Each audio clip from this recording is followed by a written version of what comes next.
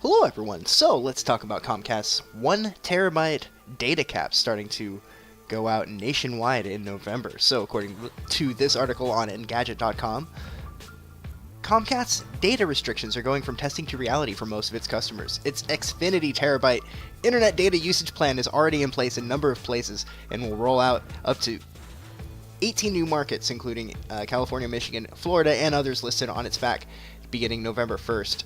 For its part, the ISP claims 99% of customers use less than 1 terabyte of data per month, and that its median is just 75 megabytes. Of course, with digitally delivered games and software and streaming video that is increasingly coming in HD and 4K resolutions, that could change rapidly. Alright, so what happens if you go over 1 terabyte per month? For the first 2 months, in a 12-month period that happens, nothing.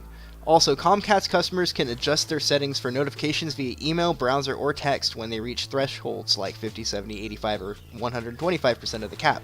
The third time it's exceeded within a 12-month period, however, the courtesy months will go away and users will be charged $10 for an additional 50 gigabytes of data, which will continue to happen to a limit of $200 per month. If you want unlimited data access, you can buy it upfront for an additional $50 per month over your current internet bill. And it has these graphs here. Data usage, I guess. I don't know. They can kiss my ass.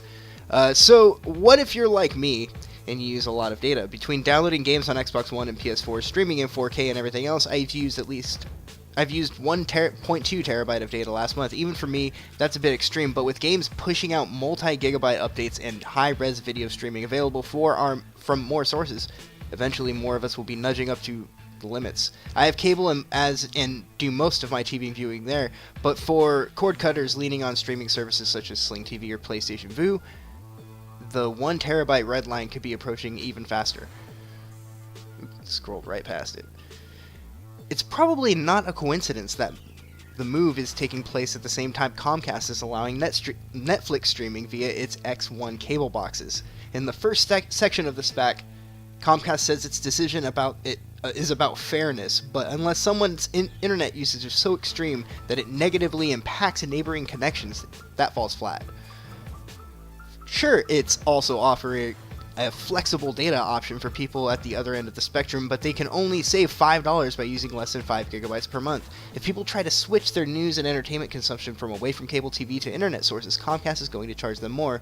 Just how fair is that really is depends on your perspective. Netflix has called on the FCC to fix unreasonable caps, but it referenced limits of just 300 gigabytes per month. The commission is looking into caps and zero rating, but at least for now, this is the reality of the majority of Comcast's home internet customers.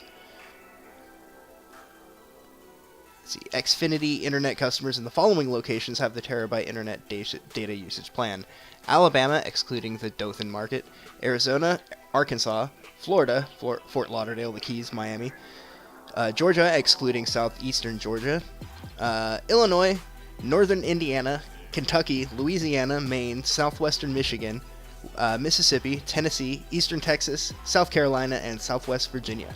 Effective November 1st, Alabama, Dothan; California, Colorado, Florida, North Florida, southwest Florida, and West Palm; southeastern Georgia, Idaho, Indiana, Indianapolis, and the central Indiana, Fort Wayne, and eastern Indiana; Kansas, Michigan, Great Rapids, Lansing, Detroit, and eastern Michigan; Minnesota, Missouri, New Mexico, western Ohio, Oregon, Texas, Houston, Utah, Washington, and Wisconsin.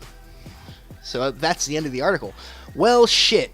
I'm gonna be real here. So this is probably gonna be something close to what you guys are thinking, but this is a fucking bunch of horse shit.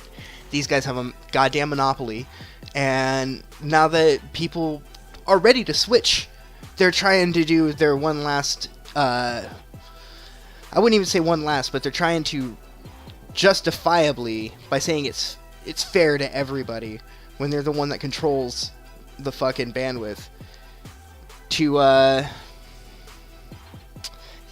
I don't know what to say on this besides that they can just kiss my ass, because I'm just so heated about this type of bullshit. there's nothing unfair going on except what they're doing when they talk about fairness. A lot of people, and see, here's the thing: video games that come out. They come out and then they get, say you download your game, right? Well, most of the time you're going to have to download your game anyway, especially if you're playing on PC.